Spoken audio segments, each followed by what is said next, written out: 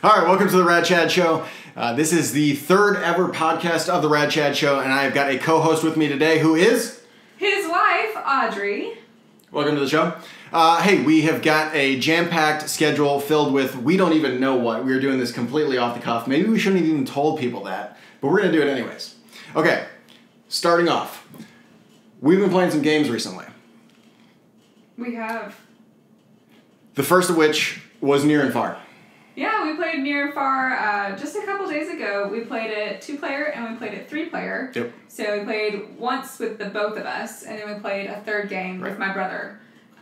So the first time, I feel like it started off a little rough. Yep. But when we started to play, everything started to click, and then it just smoothed out from there on after.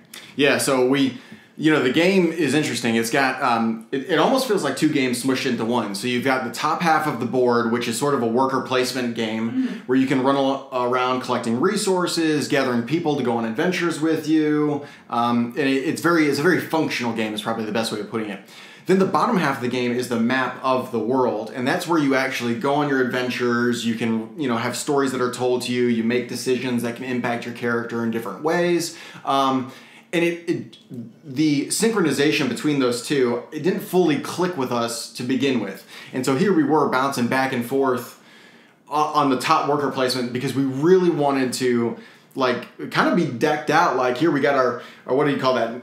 What are those sacks called that you throw over your shoulder and it's a little thing? A knapsack? Is it a knapsack?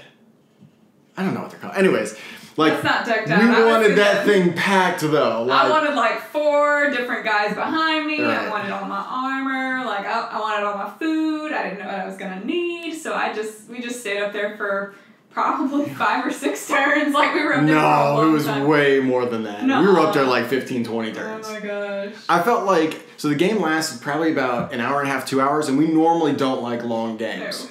And I would guess we spent 30 minutes to 45 minutes just in the top section before we even went down to the bottom. I wanted to be like Santa, right? I wanted to have my reindeer, but in this case it was those little pack birds. And I wanted to have those pack birds I could mush and send me all the way around. One misconception you had was that the movement you had when you left the town was all the movement you got when you left. Yeah. So he had 5 movement, and he moved 4 spaces away for 1 turn. He's like, I only have 1 movement next turn. And I'm like, I don't think so, bro. Let's not talk about that.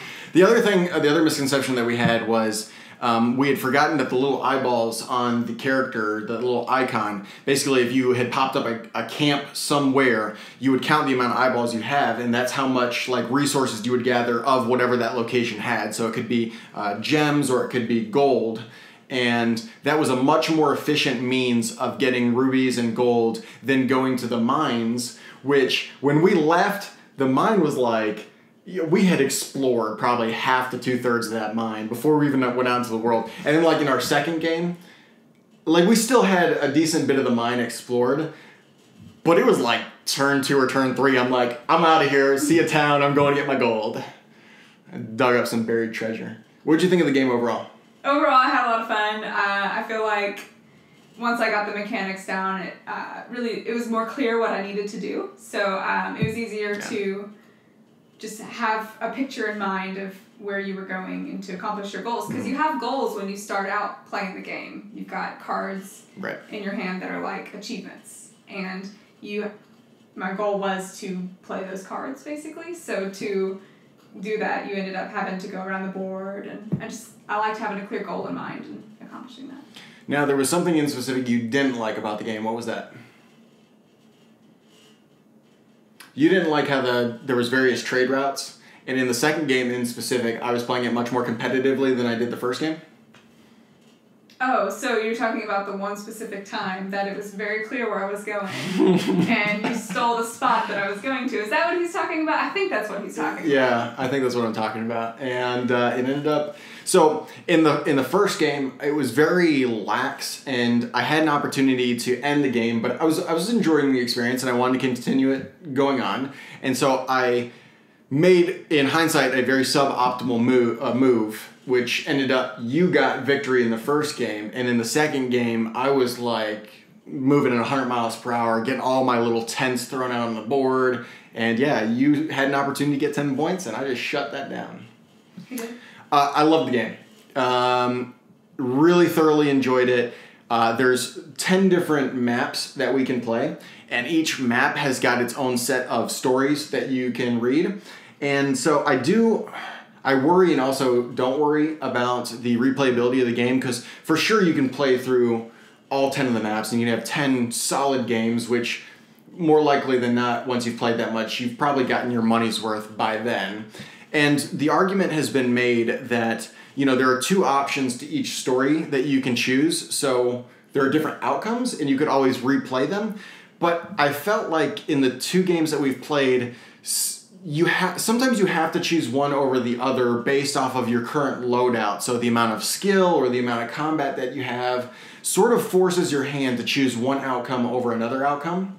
You know what I'm talking about? I do, but I in your argument, I feel like you're saying there might not be enough stories, and I just don't feel like that's the case. So you start off the game, you have 6 or 7 to 8 different storybook icons that you put across the board, and they're pretty random. You choose where you put them. And I feel like there are lots of numbers, there are lots of letters that you can choose the different locations to, which, then you open up the book and you have a different story to read. But then if you have, I think there are like 150, 200 different stories you have in the book, and I just feel like after you've read all 200, you're not going to remember or know a specific story. So I don't feel like you're ever going to really be running out of stories. Like, oh, I've heard this one before, I know exactly what to do. I don't feel like it's ever going to be like that. Yeah, well, that's sort of like Eldritch Horror, for example. Like, you've got those cards that you read for each one of your...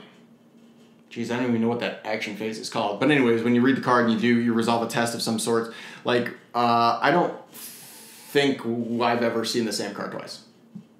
I'm sure we have, but I feel like after, we'll go several weeks or months without playing it, and then we'll come back to it. If you ask me right now what they said, I have no idea. Yeah, so I think to your point, and to mine also a little bit, that if you play the game, if you're not burning through the game and playing it some 50 times or something like that, all in the stretch of 6 months to a year, you're right, you might not be able to remember all the stories, but I just still think, there's only 10 stories on each board, I think. Maybe 11, 12. And so maybe it's more conducive to a 2-player game because you only put out so many of those book icons, which means that there are less stories to actually be told in a 2-player game. So whereas in a 4-player game, even though you might not be involved in the story, you're still hearing the story, and so you sort of are involved. So anyways, I really enjoyed the game, and that's my only fear, and it's because I like the game so much. I'm also fearful that you don't like it as much as me and that you won't play it 10 times. I will play it 10 times with you. I really did enjoy it. I would probably play it much more than that. It's very new right now, so who knows how it could go. I feel like the first 2 times we played it were great. I feel the first time we played it, we were thinking it's probably better with 3 players. Let's play it with 3 players. Yeah. And we played it with my brother, and I just felt like it was as good, maybe slightly worse. So I feel like maybe 2 players might have been the sweet spot. Possibly, I don't know. Can you play 1 player? No, because you have to read the stories. So. Yeah, and who would you compete against? Nobody. The other thing, so I think it was as good, if not a little bit better, as a 3-player game, if only because in a 3-player game, there are so many camps that get put out there. And it almost felt like you were being penalized when you go out into the world and you start moving around. If you go over an empty space, you have to reduce your, in this case it's hearts. I wish it was stamina because the hearts aren't really reflective of what you're actually doing. It's more like, I considered it like you're traversing across the world, you're, getting worn down, your stamina is losing, so you need to rest and stop. That's how I felt it was. But anyways, when you have all these camps out there, you're not going over empty spaces anymore, which allowed you to get further on in the map because we were putting down more camps. Yeah, because if we were putting down more camps in a 2-player game, the game would be over. And then you would never get...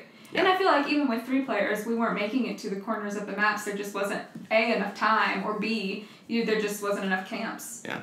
Unless we focused our efforts to make it to the corner of the board, but... I think it was good as 2 players. It was good as 3 players. I would play it with 4. It would be a long game with 4 players. I just enjoyed it. I just liked the game. Alright, what else have we been playing? What games have you bought recently? Well, we played Fox in the Forest. Yes, that one we did play recently. Is it 2 players only? It is 2 players only.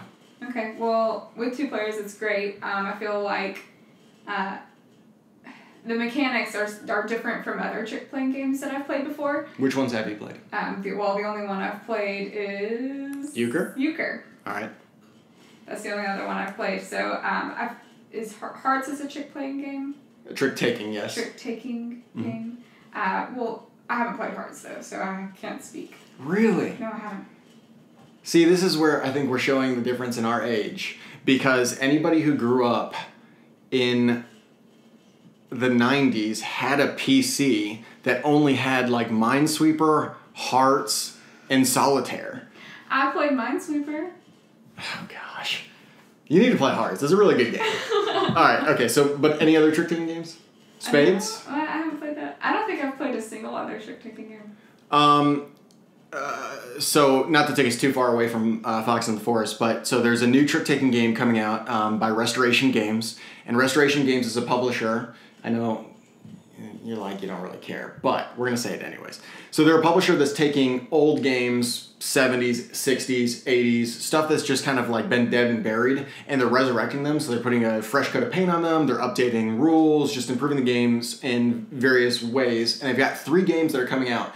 One of which is called Downforce that I think you might enjoy because it's sort of like Formula D. It's a racing game, but rather than having to rely on the luck of a die, instead you've got cards in your hand that allow you to do certain movement. But what makes it even more interesting is that when you play a card, you move not only your car, but there are other movements for other people's cars. So you're sort of always engaged in each person's turn, which was one of the problems with Formula D, because when you're going, I might be engaged if you're near me, but if you're dead smack in last place, like, I don't care what you do, right? And so you're not engaged throughout all Formula D. In this case, you would be.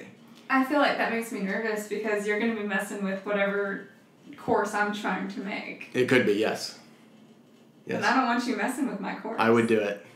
You would do it. Yes. But anyways, that's not... the real game that I want to talk about with Restoration Games is they're coming out with a game called Indulgence.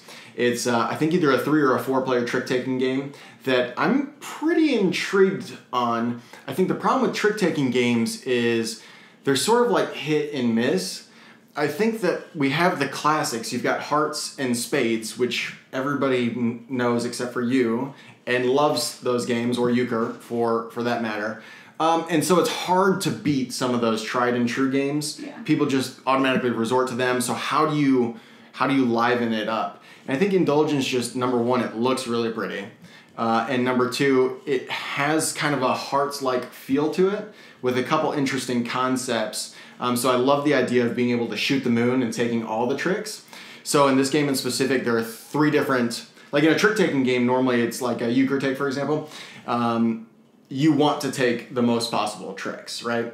Or in Hearts, for example, you want to take the least possible tricks. Now in this game, the rules are defined by 3 cards that sit out in front of you. And one person's the ruler for a specific turn, and the ruler chooses which rule you want to play this round. So there might be, and I'm just making stuff up, don't take any hearts this round, or take all the hearts this round, or take all the most tricks. And so anyways, you choose which rule, and that changes each round of the game.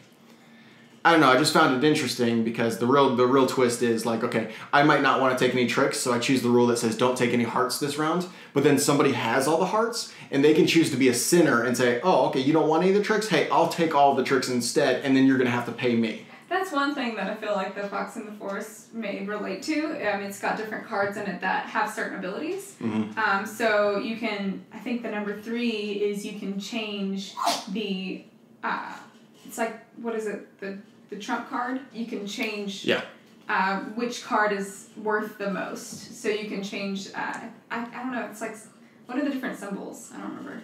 Well, there's only 3 different suits. Right. And you can change it from one suit to the other. That way, if you run out all of the trump cards and you want to go to maybe the orange color, you can change the suit to the orange, and now you've got a ton of trump. So. Yeah, and that one card in specific, I think, really reinforces what Fox and the Forest does well, which is that you have an ever-shifting strategy. So in Hearts, for example, you just kind of get in this mode where I don't want to take tricks. In Fox and the Forest, you might be taking a whole bunch of tricks and feel like you're doing great, and then you realize, oh, if I take all the tricks, I'm screwed and I'm getting no points. There's like sweet spots that you want to hit. So sometimes you want to give your opponent tricks, and so it might be beneficial for you to play that number 3 card, switch trump to something that you're not good in, that forces them then to take tricks. It was just a really unique and interesting way at looking at a trick-taking game that it was unlike anything I've ever played. And I feel like a lot of the other cards too, with their powers, they really change it into something that I didn't expect at all. So they're really different. And it's neat how, I mean, there's not that many cards that have powers. I mean, it's every odd number, so it's 1, 3, 5, 7, 9, 11, and 13. But none of them are, 13 is the one where you play the card and it pulls, it's just 11? It only goes to 11? I think, no, it goes to 13. You have 13 cards in your hand. Oh, okay. Anyways, none of them are... They all change the game just enough without having really complex rules to them. I agree. I feel like it's pretty straightforward what you're doing without... I mean, it's just it changes one rule, but I feel like that one rule does change the game in an understandable way. Yeah. Have we played anything else recently? I played Robinson Crusoe, so we can talk about that actually, because you played First Martians. I did play First Martians. Now, in my first podcast, have you listened to it? Okay, for like the first 15 minutes, I sort of like went off about how much I didn't like First Martians. And you got a lot of dislikes on that video. Yeah, all like 5 people who watched it, they clicked dislike probably.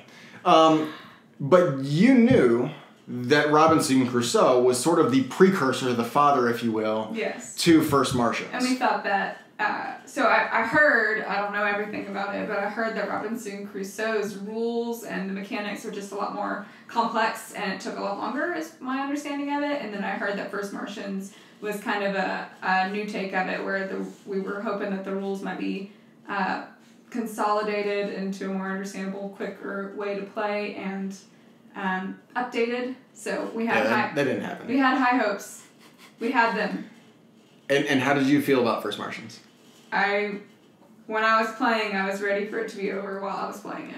How soon into the game were you ready for it to be over? I feel like I liked it at first because I had that novice face of we can do this kind of a thing, but then when we got playing, I just didn't feel like there were enough actions. I didn't feel like there was a lot to do and not enough of anything to do it. So I just felt like probably within the first half of the game I was ready. Probably about a third of the way into it, I was like, all right, I'm done. So yeah, no, I agree with you. Let's pause there, let this mud out, and then we'll come back.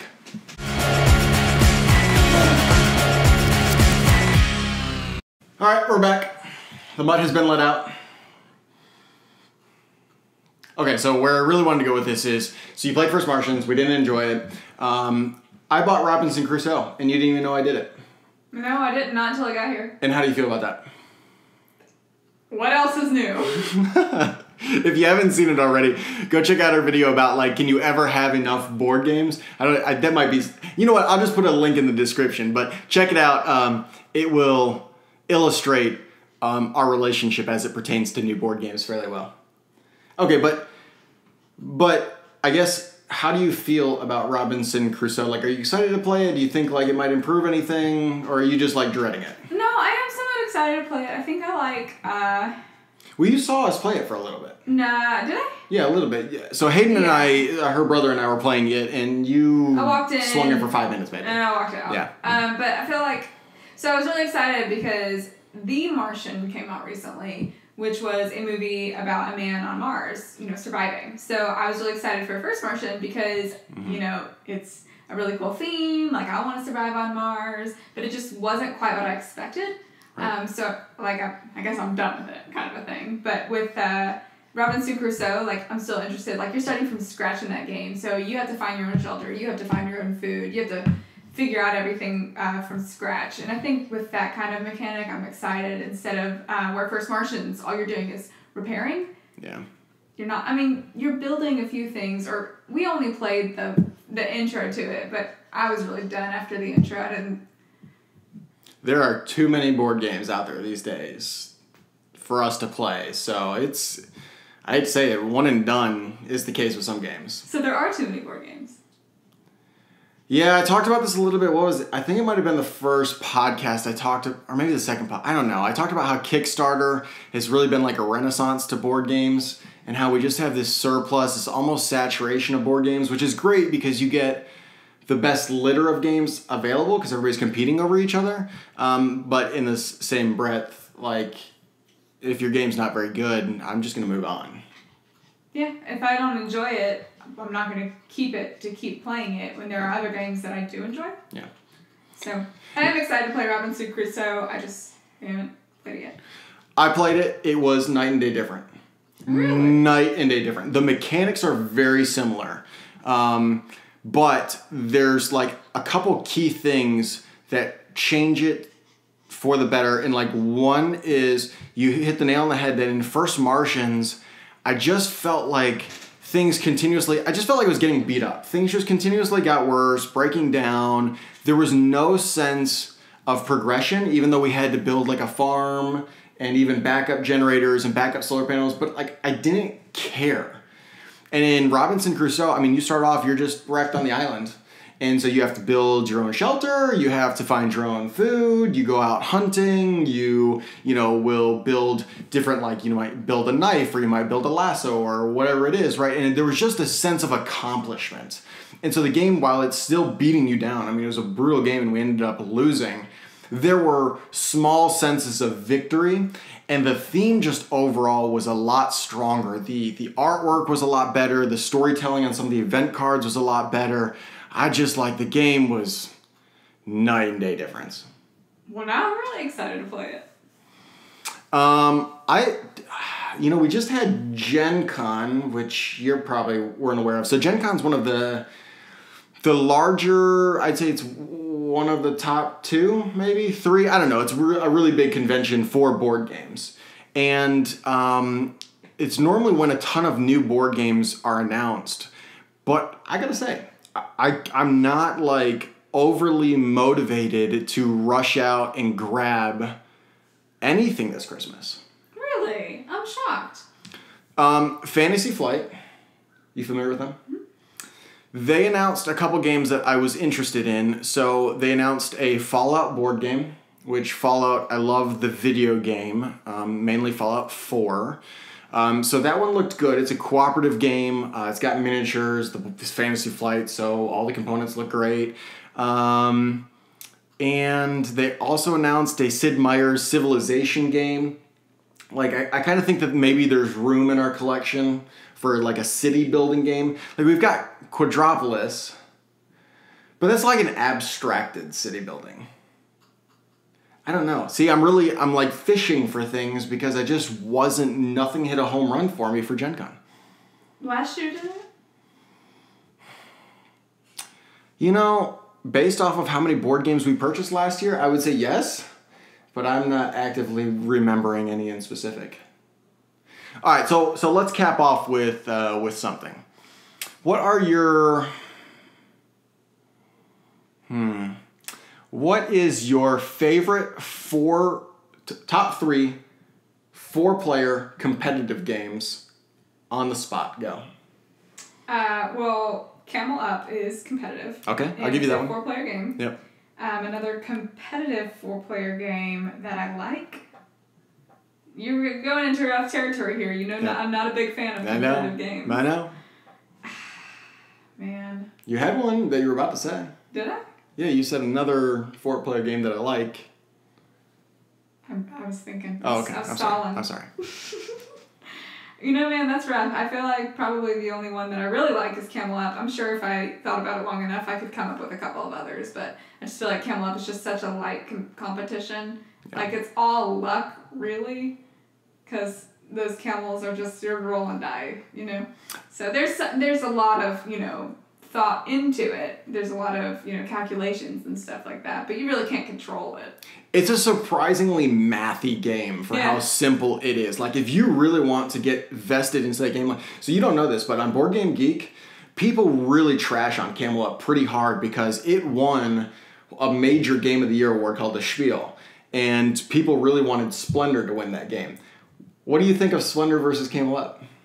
Well, I like Camelot better. I feel like Splendor was good. It was a game that I liked because you just got your gems you're going for. I'm not really fighting the other person. It is competitive, but it's not like cutthroat competition. So I liked it, but I can understand how people would think it's not very exciting. Don't know who feels that way. I don't know anybody that feels that way. The game's terrible. It's so dry and boring. I don't care about anything I'm doing. Whereas I can get into rooting for a camel that jumps on another camel's back and then gets chased from last all the way to dead first and throws off everybody's bets. And people will hate that. But like we love Dungeon Quest, it's like the person who walks into the dungeon and gets killed by a swinging blade on turn 1. I find that the funniest thing in the whole wide world. There we go. That's another 4-player competitive game. Yeah, I'll put up there in my top 3. I figured you might say King of Tokyo. I do like King of Tokyo. Lords of Waterdeep. I do like Lords of Waterdeep. Those would definitely be in my top 10 for sure. Yeah, I think those would all make it up there for me. Yeah. I just feel like, and I do like Lords of Waterdeep, but I feel like I just get so stressed out during that game. It comes to the end, and I'm like, need new deodorant. Like, I'm so stressed, but I really do. I feel like I live for that stress in that game. All right, hit me with a random question. I hit you with one. How many board games do you expect to buy this year? By the end of the year? Boy, after the whole Gencon thing, I would guess I've got, I don't know, a handful on my BoardGameGeek wish. You know what? Let's just look at the shopping cart on Cool Stuff Inc.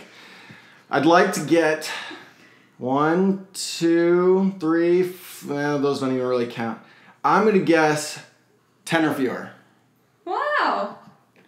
10 or fewer. Well, all right. I might even go as far as saying 5 or fewer. And are we including expansions? Yeah. So expansions count in this list? I mean, you're actively purchasing something. Then 10 or fewer. Wow. I'm shocked. What are you doing wearing different clothes? What are you doing wearing different clothes? What just happened to the camera? We messed up. The podcast's ruined. We're going to have to delete it all. No, don't delete it all. You're going to have to come back for podcast number 4. No, but seriously, our camera went down, so apologize. You only missed probably the last 30 seconds to minute of the video. So we're just going to cut it off here. Thanks for watching the Rad Chad Show, and you can see Audrey on the next episode, podcast 4. If you'd like to see me more than that, click the like button. Nice plug. Thanks. Thank you for watching the Rad Chad Show. Till next time.